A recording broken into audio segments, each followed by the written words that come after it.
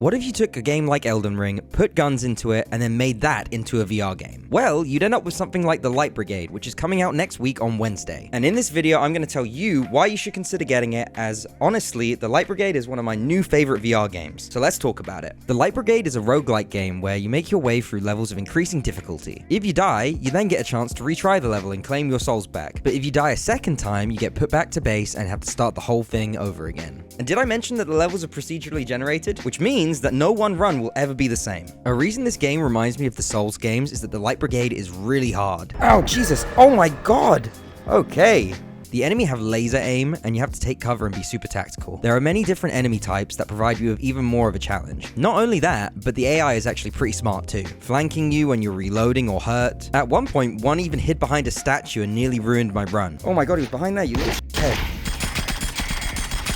That was evil. That was sneaky. That was so sneaky. Also, like the Souls games, there's even boss fight levels, some including using the environment to defeat the bosses. The game has 6 different classes, each with different guns and stats. So far, I've played the first 2. One has a semi-automatic rifle, and the other an SMG. And my goodness, is the gunplay amazing. Like I mentioned at the beginning, the game seems to take place around the World War II era, as the guns are all from that time period, and they all feel so good to use. The developers clearly wanted to make the guns accurate to their real-life counterparts. On top of that, you can find and buy attachments for your guns as you progress through the levels, which change the way the guns work in unique ways. The Light Brigade's gameplay loop is really addicting, and you'll know it if you've played any of the Dark Souls games. It goes a little something like this. Get as far as you can through the levels and catch as many souls in as you can. You die, then you use those souls that you cached to upgrade yourself and your guns, which then allows you to get further through the levels, that lets you get more upgrades, and so on. It's a loop that works really, really well and just makes me want to play more to make my character stronger. Another thing worth knowing about the Light Brigade is that they love to pray, and you're going to be praying a lot in this game. You'll be praying to these crystals, you'll be praying to these doors. You want to get your souls back, you better be praying for them. Praise be.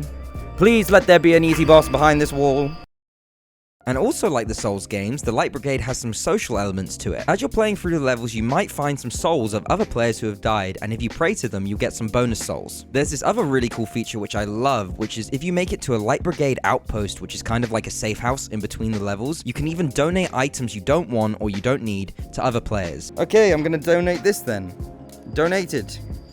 Good luck to you, whoever gets that thing. That's so awesome. I love this game. It really does feel good knowing that you may have helped someone or made someone's life easier or given them something they desperately needed. Though I gotta admit, I never received any gifts myself, which made me very sad. Hello. What a lovely gun you have there. Let me just, oh, I can actually do this. Oh, hey, stop that. Oh, I'm so sorry.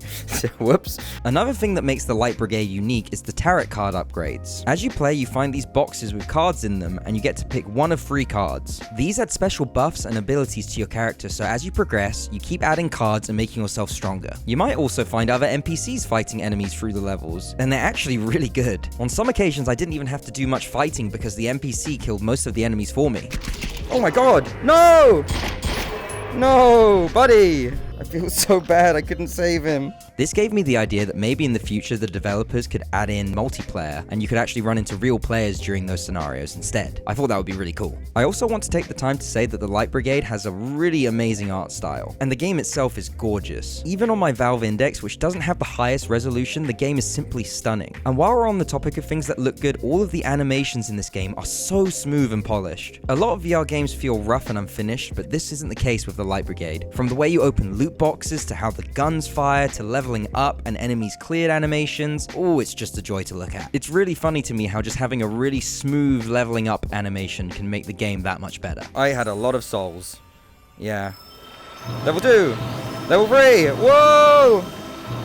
Level 4, level 5! Nice! I only have 2 small problems with the game so far. The first thing is the mechanic where if you hold your primary weapon with 2 hands, you move really slowly, but you move normally when you hold it with 1 hand. This means that you have to re-grab your gun before you can aim. I just kind of wish they used a similar system to Pavlov where you can run and hold your gun with both hands if you have the gun lowered, but as soon as you pull the gun up to aim, you move slowly again. But I have to be honest, as I played more and more, this became less of an issue for me as you do get used to it. And my second issue could be just from me being silly, but it was when I was buying items from from the vendor. If you've attached items to your gun already, there's no way that I could figure out to tell what level attachment it is. And because of this, at one point I spent 300 coins on a level 3 upgrade when I already had a better one attached to my gun. I did try turning the gun over in my hand to bring up the stats of the gun, but it didn't show me what level the attachment was. So I think it would be nice to either see the level of the attachment when you turn the gun over, or have a comparison next to the item you're looking at in the shop. And again, I'm not sure if this is a conscious choice by the devs to make the game harder. Maybe you just have to remember what you put on your gun, but yeah. Can you take this back? I don't want this anymore. My 2 complaints are so minor that it really doesn't affect my opinion on the Light Brigade, which is that it's a must-buy. If you like VR shooters and any of the Dark Souls type games, you are more than likely going to love this game. A lot of VR titles feel like little experiences or almost demos, but the Light Brigade feels like a fully fleshed out game. The team over at Funktronic Labs have done a fantastic job with this game, and if they continue to support it once it releases on Wednesday, I think they really do have a winner here. So in conclusion, if you're a fan of a game like Dark Souls or Elden Ring, you need to give the Light Brigade a go. I had so much fun with this game over the last week, and I cannot recommend it enough. And if you don't take my scripted word for it, take a look at some of the things I was saying while I was playing the game. This game is cool. This game is awesome. This game is so cool. I really like this game. This game is dope. This game is dope. I love this game. This game is awesome. This game is awesome. This game is sick. This game is sick. This is a game I could see myself playing a lot. Wait, what the hell was that? Oh! Like I mentioned earlier, this game comes out on Quest, PSVR2, and PCVR on Wednesday, so make sure you check it out. I'm also going to post a tips and tricks video for this game on Wednesday for the release, so look out for that. I'm also going to stream this game on Wednesday on Twitch, so please pop in and say hello. Before I go, I just wanted to say an extra special thank you to all of you that have subscribed. We've actually just hit 1,000 subscribers on the channel, and I can't thank you guys enough. I never expected to be in this position so quickly, and it wouldn't be possible without all of you guys. So yeah, thank you so much, and I will see you guys in the next video. Bye guys.